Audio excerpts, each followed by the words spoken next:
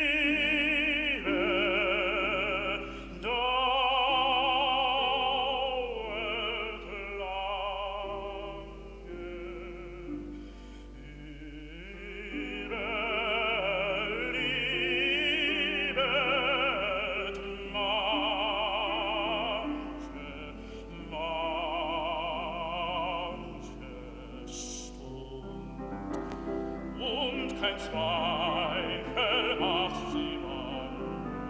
immer bleibt die Not gesund, immer bleibt die Not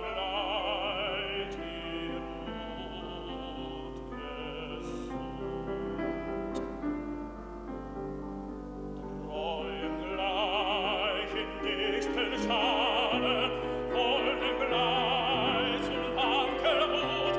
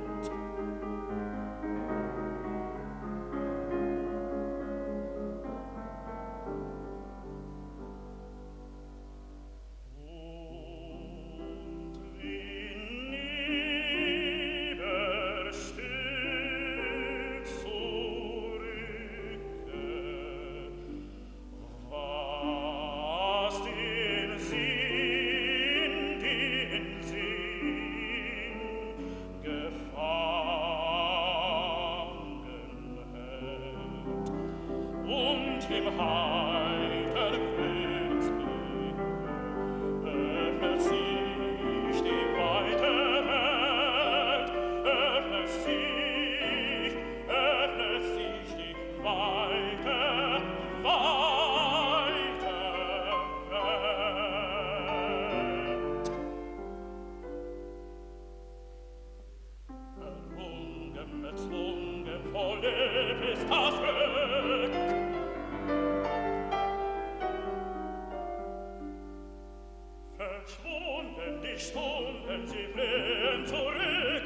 Siege los, sie stillet erhöht, die trunkene Wonne, brauchende Brust.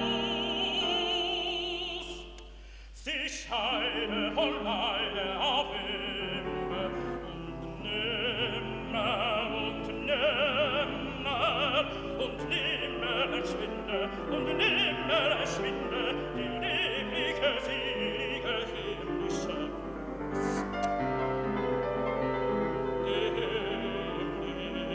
Lust. Sie scheide von Leide auf Himmel und Himmel, entschwinde die selige, himmlische Lust.